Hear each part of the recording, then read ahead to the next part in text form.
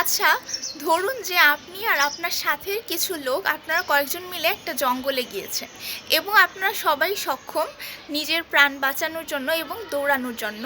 মানে যে কোনো বিপদ আসলে সেখান থেকে কীভাবে নিজেকে সেভ করতে হয়, কীভাবে দৌড়াতে হবে, এইটুকু বুদ্ধি এবং এইটুকু সক্ষমতা আপনাদের সবার রয়েছে। তো ধরুন হঠাৎ করে আপনারা দেখতে পেলেন যে একটা বাঘ জঙ্গলের এক পাশ থেকে খুব জোরে দৌড়ে আপনাদের কাছে আসছে। তো এই মুহূর্তে আপনি কি করবেন? অবশ্যই নিজে দৌড়ানো শুরু করবেন, কারণ আপনারা যারা সাথে আছেন তারা সবাই কিন্তু সক্ষম নিজের প্রাণ বাঁচানোর জন্য। তো এই যে আপনি অন্যদের দিকে না তাকিয়ে নিজে দৌড়ানো শুরু করলেন, এটাকে আসলে স্বার্থপরতা বলেন, এটাকে সেলফ প্রায়োরিটি বলে।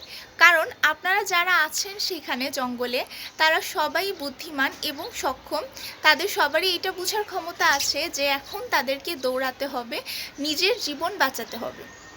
তো এই ক্ষেত্রে আপনি যদি অন্যদের জন্য অপেক্ষা না করে বা অন্যদেরকে দৌড়াতে না বলে নিজে দৌড়ানো শুরু করেন এবং পিছনে ঘুরে এটা খেয়াল না করেন যে কে দৌড়াতে পারছে কে পারছে না, তখন এটাকে স্বার্থপরতা আসলে বলা যায় না, এটাকে বলা উচিত সেলফ প্রায়োরিটি।